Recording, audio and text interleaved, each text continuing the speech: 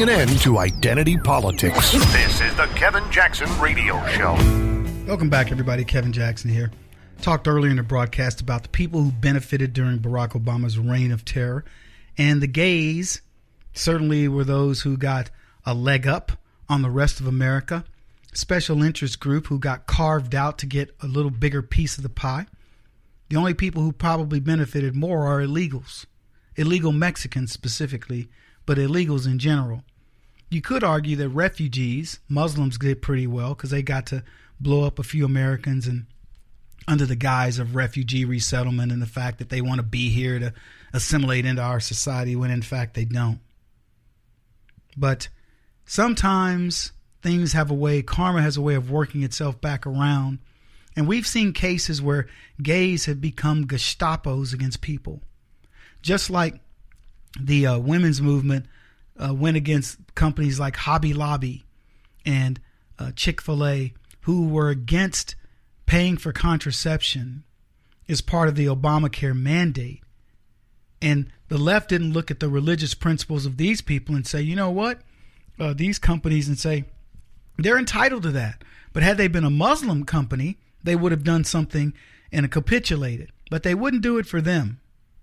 There was a point for these gay Gestapo, these Nazis. And, you know, we use this term pretty openly now in politics. But the fact of the matter is these people did act like Nazis. They would just destroy us in terms of our business ventures and things like this. They would destroy us. They would go in intentionally looking for things for, you know, to be upset about. Oh, you're not serving gay this or gay that. And knowing that, look, you can get a service anywhere you choose, but they targeted companies and they had targeted a baker, if you guys don't remember. But, and it wasn't one, it were many, in fact, that over time it ended up being others. But it looks like revenge served cold tastes like ice cream.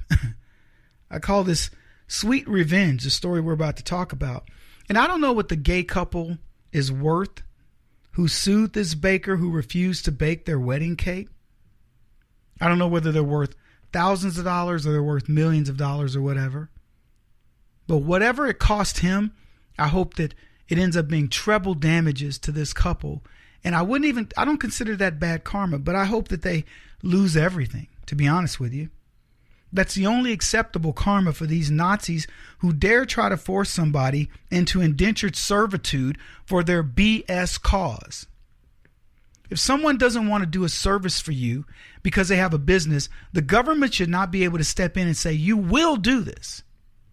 It's not a government contract. It's a person saying, I reserve the right to refuse service. Look, if I went into a bakery and he says, Kevin, I'm not baking you a cake. I don't bake cakes for black people. I'd go, no problem. I'd leave. I wouldn't call the NAACP. I would tell friends of mine, have y'all ever been to that bakery ever? Yeah, you know that one up on such and such? Yeah, he won't bake cakes for black people. I didn't know that. Yeah, he doesn't. And eventually, I'd alert anybody black, don't waste your time in this. And I would even go to the guy and say, hey, you might want to do this so we don't waste our gas and our time and our energy. Say, I only bake cakes for white people. You don't even have to say, I'm excluding everybody. Just say, I bake cakes for white folks. And I'd be cool because you'll save me the time. But I don't care because you know what? Around the corner from him or up the block, 3 miles away, whatever, is going to be somebody who's willing to bake me a cake, who wants my money. Now, I get it. People, well, Kevin, if he's got a business, that business should support everybody. I completely agree. And typically it would. And oh, by the way, this business supported gays. The business of the cake baker, it supported gays. You know what that business said? That businessman said, come in here. I don't care about your sexuality. Enjoy my donuts, my cakes, my cookies or whatever, all my pastries. But if when it comes to baking a wedding cake, I draw the line on that product. He didn't have a sign up that said, I don't bake cakes or sell goodies or whatever to the gays. This case never should have been adjudicated in any way. He was not discriminatory against gays. There are many gays that went to his cake shop and got cakes that he had on display. and bought all the other products that I mentioned earlier. But when you want him to bake a wedding cake, he said, I draw the line there because I don't believe in marriage between two men or two women. So that to me is a sacred religious ceremony, and I follow my doctrine. And the government goes, no, you won't. Barack Obama has to jump in the middle and say, you're not going to do it. And he would rather shut this man down. Now you say, Kevin, why would he shut down the business? Because the principle of it for Barack Obama was bigger than the business. It was meant to put a scare throughout all of the businesses in the world. You will capitulate to the gay mafia. And the gay mafia took advantage of it. They went out terrorizing people. I got a gay cake I want you to bake. Bake me a gay cake. Are you going to bake me a gay cake? Or are you going to end up like this guy? They couldn't just be, happy that, okay, so one guy won, terrible thing to shut down a guy's bakery for this reason, blah, blah, blah. No, wasn't good enough.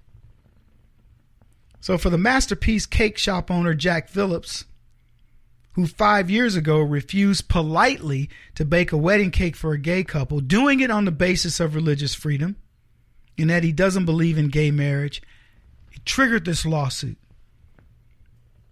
Gays cannot marry. I don't care what they say. You guys know my stance on it. I don't care if you be happy, be together. I don't care. But you can't be married. It's that simple. Nobody's trying to say that they don't deserve happiness as they define it. But anyway, he gets sued. Pretty simple concept, though, that he should be able to invoke his religious freedoms, particularly as a business owner, and say, in that particular area, I don't do such. It would be like me going to a rabbi and saying, will you perform a non-Jewish wedding? And he goes, Kevin, I'm not going to perform that wedding. Why not? Because I don't know how to perform your weddings. I perform Jewish weddings. Or I tell a rabbi, you're going to give me a Jewish wedding, but you're not Jewish. Still, I'm going to marry my gay boyfriend and we're going to come up here and do a Jewish wedding. Or if not, I'm going to shut down your, what they call it, synagogue. Anyway, President Trump threw a wrinkle in their devious plans. The Justice Department filed a brief on behalf of Mr. Phillips. They filed it with the Supreme Court. They're due to hear his religious liberty case when the justices return to the bench. And they agreed to hear his repeal. SCOTUS, the Supreme Court, will decide whether or not Phillips discriminated against the gay couple when he invoked his religious objection and legal right as a vendor to refuse to bake their so-called wedding cake. And I've already argued the point. If Phillips says, I don't allow gays in my restaurant, by the way, he could still do that. He'd have no way of knowing, but he could say that, and I would have no problem with that. Other than I would say, what a bigot. What do you care where your money comes from? I think it's short-sighted. But I don't have a problem with him saying, look, guys, you can pick a cake. You can use whatever cake you want. I'm not making a cake for something that goes against my religious convictions.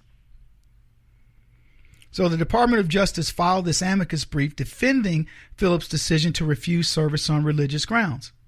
And in the brief, Acting Solicitor General Jeffrey Wall invoked the First Amendment. He essentially argued that people can't be compelled to create expression for a particular person or entity and to participate literally or figuratively in a ceremony or other expressive event. I mean, this is just bizarre. There was another cake gate incident, too, where a girl, Trump had won, and a high school girl, I think she was about 17 years old, wanted to get a cake, and it was a Trump cake. Her name was Mackenzie Gill from Bossier Parish, Louisiana. She wanted a Trump 2016 cake from Albertson, and then she posted on Facebook her disbelief when they didn't want to do it. And here's what she wrote. Just left Albertsons. The woman behind the cake counter just refused me a birthday cake because I wanted Trump 2016 on it.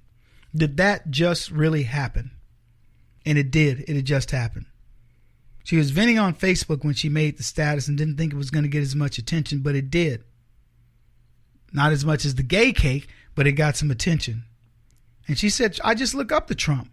Now, you may be thinking, well, Kevin, you're sort of not making your point here because she's getting a cake made and they refuse service. And I'm going, no, I'm not. I'm bolstering my point. I'm actually making a different point. But the fact is, she should be able to get that cake because there is no religious conviction. There's nothing to it. That was the president of the United States. But these people, the gays, want to go after somebody who has a legitimate objection, but you can buy any other product in their store they want. If he refused that, they might have a case, even though in my case, I don't think they do. He won't stop until he's the top-rated radio talk show host in America. What kind of weird competitive freak are you? This is the Kevin Jackson Radio Show.